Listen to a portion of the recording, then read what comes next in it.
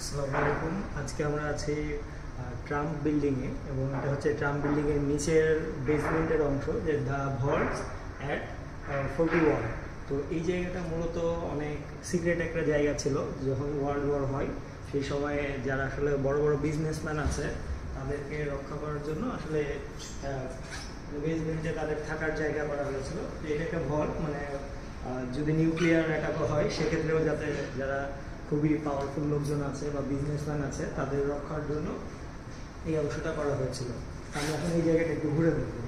এখানে আসলে সবার আসার অনুমতি হয় না। আমাদের যে জামান স্যার আছে, উনি আরেকজন বাংলাদেশি আছে, ওনার মাধ্যমে আসলে আমাদের এখানে আসার একটু ব্যবস্থা করে দিয়েছেন। তো ধন্যবাদ ওনাকেও।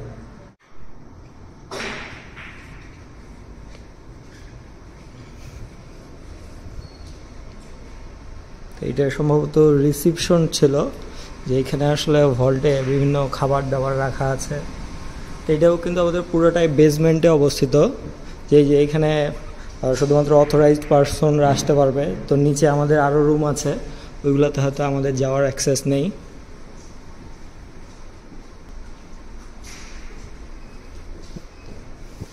তো এখানে ইমার্জেন্সি লিফট, আর এটা হচ্ছে ভল্ট সি, ইমার্জেন্সি এসকেপের জন্য। এগুলো কিন্তু পুরোটাই আমাদের বেসমেন্টে অবস্থিত। তো এখানে আরও রুম আছে, এগুলো সম্ভবত এখন গোডাউন হিসেবে ইউজ হয়।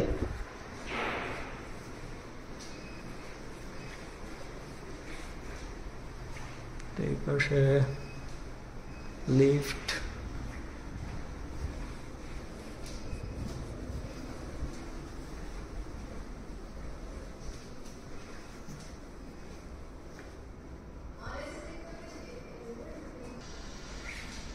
মানে এটা মূলত বিজনেসম্যানদের জন্য আসলে রাখা হয়েছিল, যে যত গুরুত্বপূর্ণ নথি আছে একটা দেশে সেগুলা স্টোর করে রাখার জন্য।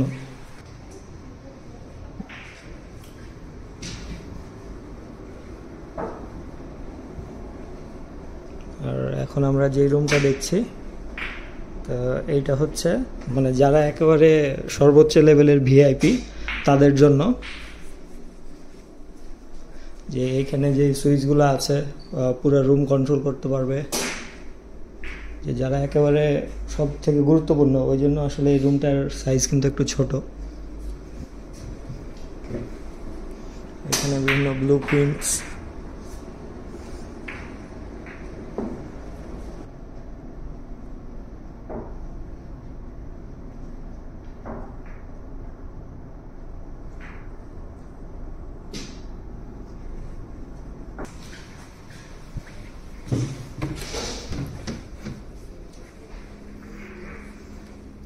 তো আমাদের জন্য এটা মিটিং রুম রাখা হয়েছে। এখানে আমাদের একটা ইন্টারভিউ আছে আজকে।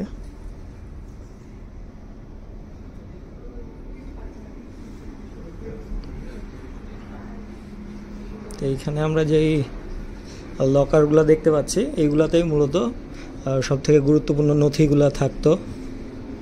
যে ভিতরের দিকে আমাদের আরও কিছু সিক্রেট রুম আছে, এগুলোতে সবার অ্যাক্সেস নাই।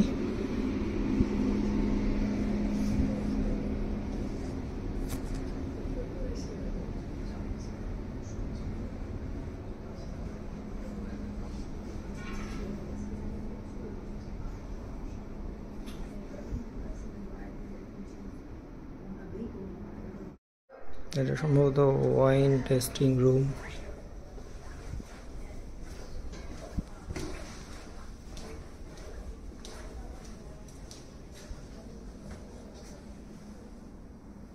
এটা একটা লকার। তো এদিকেও সম্ভবত একটা রুম আছে।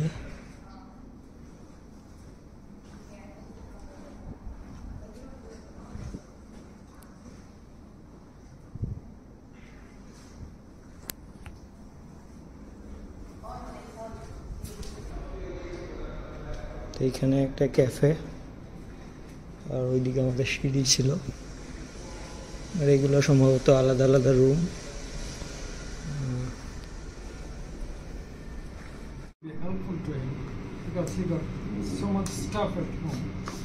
Women, they have the DJ.